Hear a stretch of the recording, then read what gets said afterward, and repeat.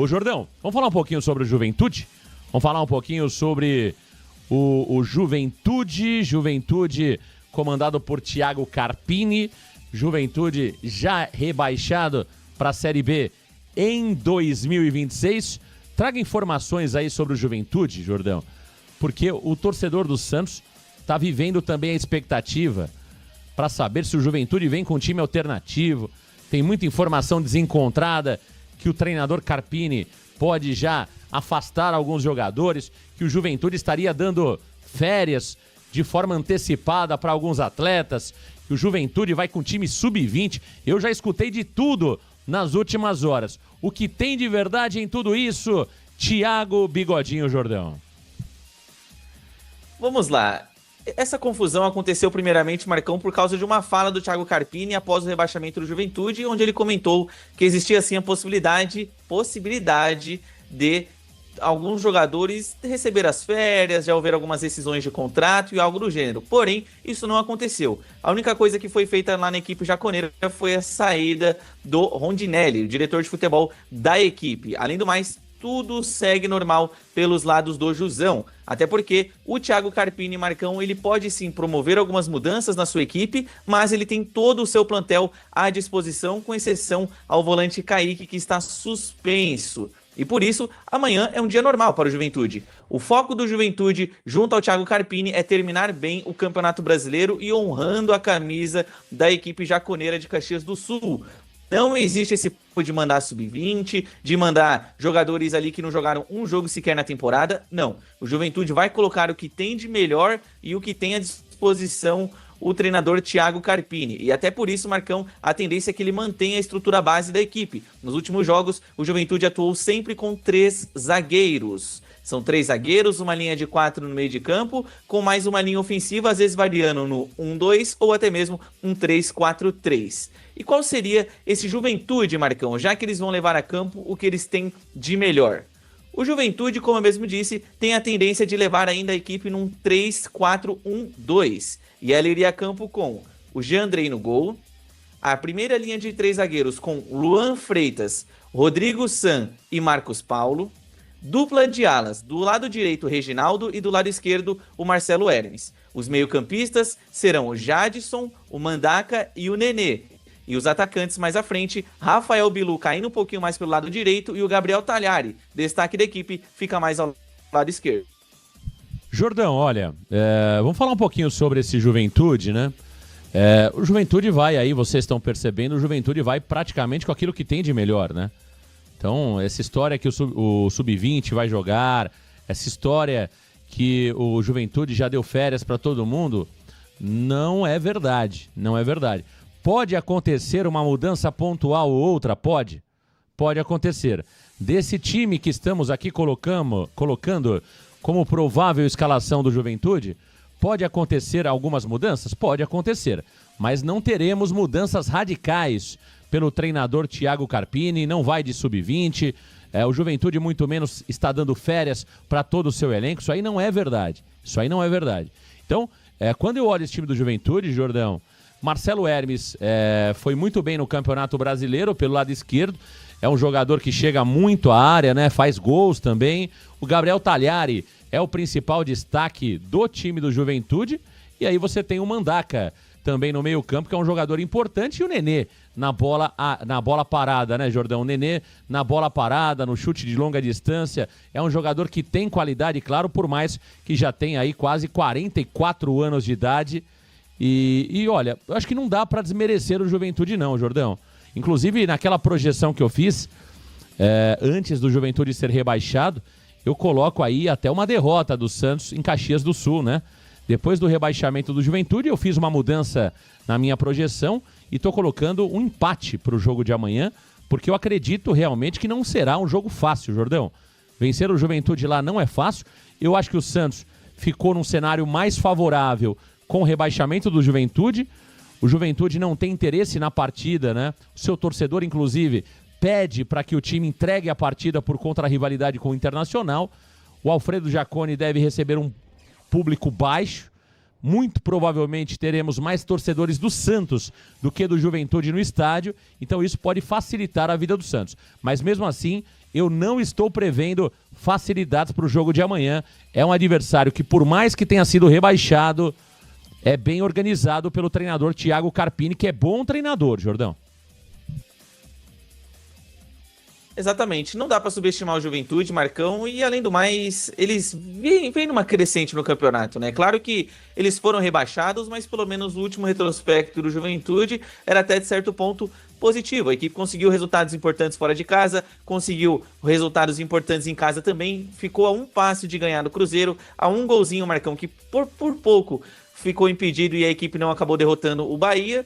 Então, assim, se é um time que não tem mais ambições no campeonato, Marcão, certamente os jogadores podem ter a ambição de talvez conseguir um novo clube na primeira divisão, seja nas equipes que estão subindo agora da Série B, ou até mesmo nas instituições que permanecerão na Série A. Enfim, sempre existe esse propósito, Marcão. Até vi uma brincadeira do pessoal falando, mas é verdade. Por exemplo, digamos que o zagueiro, o Marcos Paulo, por exemplo.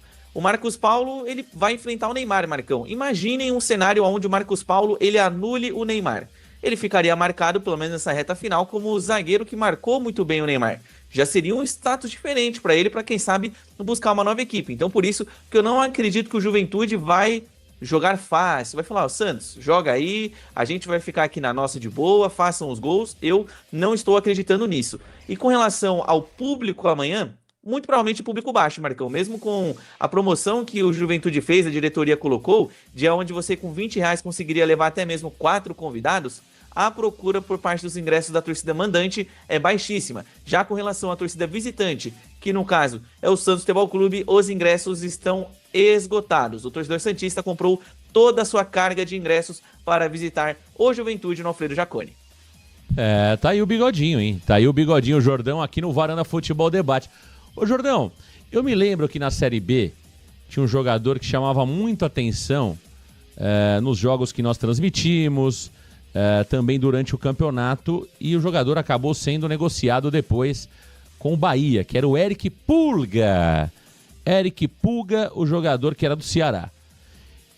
E eu sou favorável sempre, eu vejo alguns torcedores, Marcão, mas você tá falando de jogador do Juventude que tá rebaixado, você tá falando do jogador... Não, eu acho que existem oportunidades, Jordão, em vários clubes do futebol brasileiro, não só na Série A como na Série B. É aí que deveria funcionar o nosso departamento de scout, que infelizmente não funciona. Eu acho que às vezes, num time rebaixado, você pode encontrar um bom reserva, você pode encontrar um jogador operário, né, para compor o seu elenco. Lembrando que o Santos não é o Barcelona, o Santos não é o Real Madrid, que vai chegar no Flamengo e vai tirar o seu melhor jogador, que vai tirar o jogador do Palmeiras. Então, se nós temos uma diretoria que deveria ser competente, que não é, infelizmente, nós deveríamos sim estar olhando jogadores, inclusive de times intermediários, tanto da Série A como também da Série B. E um jogador que chamou a atenção, principalmente nessa reta final, Jordão, é o Gabriel Talhari, atacante do Juventude. Queria que você falasse um pouquinho sobre esse jogador que não é jovem, que não é um garoto, mas que fez gols importantes nessa reta final, infelizmente, que não foi suficiente, né? Infelizmente para a torcida do Juventude, claro, acabou não sendo suficiente para livrar o Juventude do rebaixamento. Exato. E vamos falar do Gabriel Talhari, ele que é um jogador de 28 anos de idade, ele acabou despontando um pouquinho tarde para o futebol brasileiro, né? Ele já tem passagens em clubes de divisões inferiores aqui do Campeonato Paulista, mas essa é uma boa temporada para ele na equipe do Juventude. 28 anos, Gabriel Talhari, que no Campeonato Brasileiro disputou 32 jogos, dos 36 que a equipe do Juventude já disputou, marcou 8 gols e distribuiu 4 assistências. Isso gera para ele o status de ser o artilheiro e o garçom da equipe, o jogador com mais gols e o atleta com mais assistências. Além do mais, ele chuta em média por partida 1.8, é a maior média da equipe do Juventude, além de já ter criado 3 grandes oportunidades de gol para a equipe jaconeira. E no mapa de calor, a gente observa que por mais que se trata de um atacante, ele cai tanto para a esquerda e cai às vezes um pouquinho pela direita. Esse mapa de calor dele queimou, hein, Jordão? Vou falar uma coisa para você, ele corre tudo isso? Corre. Mas todos os pontinhos amarelos aí, onde ele tava, no gramado? Exato. Ô, louco, cara. Bom, ele só não fica no gol, então. Não, ele só Mas não que defende. coisa, cara. esse mapa de calor aqui do Talhari, eu vou falar uma coisa pra você, cara. Isso aí queimou, hein? Rapaz, o homem corre, hein, Jordão? Cara, mas ele tá em tudo quanto é lugar, ó. Tô dando uma olhada nesse mapa de calor. Mamãe. E os pontinhos laranjas aqui é onde ele fica mais, é isso? Do lado esquerdo. Exato. Rente à linha lateral, ele pisa na área. E tem o Talhari aqui também no círculo central. Esse cara é um gênio, hein, Jordão? Por esse mapa de calor eu contrato agora, hein? O cara é monstro, Marcão. E ele faz tudo que o técnico brasileiro ou que atua aqui no futebol brasileiro gosta, né, Marcão? Porque ele vai lá, ataca e volta para defender, né, Marcão? O cara faz todas as funções no campo de jogo. Mas, de fato, o Gabriel Talhari, no quesito de movimentação e até mesmo de oportunismo, ele é o destaque do Juventude. E por que a gente traz aqui esse fato para os nossos amigos aqui do canal? Porque já tem times interessados no Gabriel Talhari para o ano que vem. Um exemplo das equipes é o Remo. Remo, que acabou de subir para a primeira divisão, já entrou em contato com a equipe do Juventude buscando informações sobre o Gabriel Talhari, que certamente deixará os jaconeiros de Caxias do Sul. Tá aí. Atenção ao nome do Gabriel Talhari, um bom jogador. E amanhã, claro, vai enfrentar o Santos Futebol Clube, então atenção redobrada. Quem tem jogado mais pela direita é o Frias, né? O Frias tem jogado mais pelo lado direito da nossa zaga e o Zé Ivaldo tem jogado um pouco mais pelo nosso lado esquerdo. Portanto, o Talhari, que joga mais pela esquerda, por mais que esse mapa de calor aí dele tá uma loucura, né? Mas pelos últimos jogos que eu vi do Juventude, o Talhari joga mais pelo lado esquerdo, ou seja, ele vai ali jogar no costado da zaga do Igor Vinícius e também enfrentar o Adonis Frias pelo lado direito. Agora, venhamos e convenhamos, Juventude está rebaixado, não é um bicho-papão. O Santos amanhã tem total condição de vencer a partida, quem sabe até com uma certa tranquilidade. Neymar Júnior, Jordão, torcedor do Santos, deve se preocupar sobre a escalação de Neymar ou Neymar viaja para Caxias e vai para o jogo? Podem ficar tranquilos, o Neymar Júnior ele viaja e vai para Caxias do Sul jogar a partida entre Juventude e Santos. O que aconteceu foi que o Neymar Júnior ontem ele acabou sendo preservado dos treinamentos e acabou gerando essa dúvida no torcedor santista, mas fiquem tranquilos, pois era um trabalho interno no CT Pelé. Inclusive, o Neymar Júnior não teve intercorrências por ter jogado a partida contra o Sport. O Neymar Júnior não teve inchaço no seu joelho, não teve retenção de líquido e também não teve um novo desconforto naquela região. É claro que existe uma lesão, mas o Neymar Júnior, dentro da possibilidade, considerando que ele está no sacrifício, o Neymar Júnior está bem, Marcão, e vai para o jogo contra o Juventude. Quem ainda é tratado como dúvida é o Tiquinho Soares. O Tiquinho Soares, com condições baixíssimas de jogo, na última partida contra o Sport, ele acabou sendo substituído ainda no intervalo de jogo e solicitando alteração antes mesmo do término da primeira etapa. Isso porque ele sentiu um desconforto na região posterior do seu joelho esquerdo. E além do mais, os relatórios do dia, né, que as comissões fazem, apontaram que o Tiquinho Soares não tinha condições de atuar sequer um tempo completo com a camisa do Santos Futebol Clube. Então, por isso, para o jogo de amanhã, ele é dúvida, o Gonzalo Escobar é desfalque até o final da temporada e o restante de todo o elenco do Santos está à disposição do Juan Pablo Vojvoda. Vamos à provável escalação do Santos. O Santos já treinou, né, Jordão? O Santos já encerrou a preparação, treinou pela manhã, viaja na parte da tarde, portanto, o Santos não treina mais até a partida contra o Juventude. O que tinha que ser decidido já foi decidido. O treinador Juan Pablo Vojvoda finalizou a preparação. Exatamente, o Juan Pablo Vojvoda ele finalizou a preparação. Hoje o treinamento da equipe do Santos foi na parte da manhã, onde os jogadores se apresentaram às 9 da matina e treinaram a partir das 10 horas. E agora os atletas estão concentrados, né? Eles vão almoçar para, no período da tarde desta terça-feira, viajarem até Caxias do Sul. E aí a concentração do plantel santista já fica no Rio Grande do Sul, Marcão, preparados para enfrentar o Juventude. Vamos ao time, vamos ao provável time. Thiago Jordão, põe na tela, alô produção, põe na tela a provável escalação do Peixe. Ainda não tá na pedra, mas está na tela, Jordão. A provável... Gostou dessa, né? Não tá na pedra, mas está na tela, Jordão, a provável escalação do Peixe.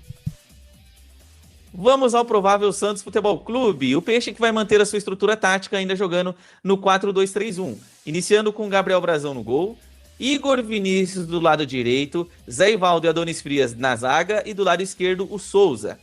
Meio de campo, com João Schmidt, William Arão e Neymar Júnior um pouco mais à frente, para um ataque com Álvaro Barreal na direita, Guilherme na esquerda e Lautaro Dias na frente, sendo a única alteração com relação ao jogo anterior.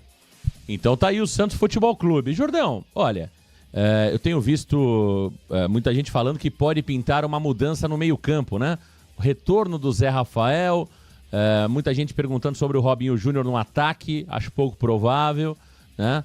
E claro, a ausência do Tiquinho e a possível entrada do Lautaro Dias. Eu acho que é isso mesmo, Jordão. Claro que a gente não tem a informação sobre o treinamento de hoje, né? Ainda não temos a informação sobre o treinamento de hoje, mas se não tivermos na manhã de hoje nenhum contratempo, nenhum problema físico, eu iria exatamente com essa formação, Jordão.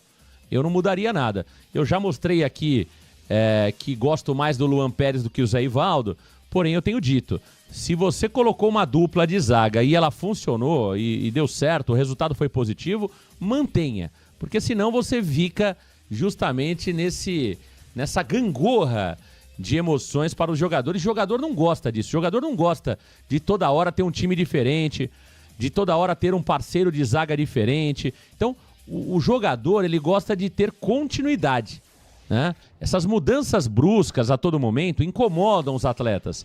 Então por isso que mesmo gostando do Luan Pérez e achando o Luan mais zagueiro que o Zé Ivaldo, eu manteria o Zé Ivaldo ao lado do Adonis, né? E a mesma conta, o mesmo exercício, Jordão, eu faço para o meio-campo, né? Eu prefiro o Zé Rafael como titular, mas o Zé Rafael esteve fora na última partida e o Schmidt deu conta do recado ao lado do Arão. Então eu mantenho também o Schmidt e o Arão como titular. O Neymar como meia, o Barreal pela direita, o Guilherme pela esquerda, e aí como centroavante é o 6 por meia dúzia, Jordão. O Santos não tem outro centroavante, só tem o Lautaro Dias, que tem características diferentes a do Tiquinho. Mas venhamos e convenhamos, o Tiquinho também não agradava, Jordão. Agora que o Tiquinho fez um jogo razoável, tá todo mundo falando do Tiquinho, mas ninguém queria o Tiquinho há uma semana atrás. Ninguém. Então, assim, não vai fazer muita falta o Tiquinho Soares. Aliás, ele ficou 5 jogos sem sequer entrar em jogos do Santos, Jordão. Pois é. E nesse comparativo entre Lautaro e Tiquinho, eu vejo que até com base no provável Juventude que nós trouxemos anteriormente, para mim faz muito mais sentido você ter um Lautaro Dias ali, Marcão, até para você conseguir criar espaço para o Neymar Júnior jogar. E eu até vi um pessoal comentando, poxa vida, mas e o Neymar de meia, o Neymar de falso 9, não seria legal também? Eu discordo dessa análise porque pense no Juventude jogando com 3 zagueiros e 2 alas. É uma linha de 5 na defesa. Aonde o Neymar Júnior vai conseguir criar nesse time? Sendo o Neymar Júnior talvez o último toque. E o Neymar, a gente sabe que quando ele joga nessa função, ele acaba voltando demais. Ele não respeita tanto essa função de falso 9. Então o Santos ficaria com um buraco ali na região central, o que eu vejo que é prejudicial para o time. Então eu mantenho esse mesmo time. Eu não colocarei o Robinho na equipe, nem peço mais o Robinho de titular, Marcão. A gente sabe que o Vojvoda não vai colocar. Eu acho que já é na questão de dar murro e ponta de faca. Não adianta fazer esse pedido. Com relação ao Gabriel Bontempo, também não foi titular uma vez sequer com o Vojvoda. Então, com base nessas análises do Vojvoda e o que ele tem colocado dentro de campo, eu concordo com essa escalação. O Guilherme jogou bem a última partida. Barreal fez um bom jogo, Neymar jogou muito bem, gostei demais do jogo do Juventude, do jogo do Schmidt, acho que foi um dos melhores que ele já fez com a camisa do Santos, e aquilo, manter a estrutura, né? Não adianta a gente querer que o Santos, do nada, na próxima partida, entre num 4-4-2, num 4-5-1, fique mudando toda hora, isso é prejudicial aos atletas, como você mesmo falou, Marcão, o jogador não gosta disso. E além do mais, nós precisamos nos espelhar, entre aspas, nos clubes adversários. Vejam como joga o Fortaleza tendo uma equipe base. Olha como está jogando o Vitória tendo um time base. Fortaleza não perde a 8, Vitória não perde a 5. Então o Santos tem que seguir essa mesma linha de raciocínio, porque o período de testes não é agora. Reta decisiva, o Santos Futebol Clube tem que ter um 11 inicial e aí sim trabalhar com as peças que estão no banco para manter o nível na partida.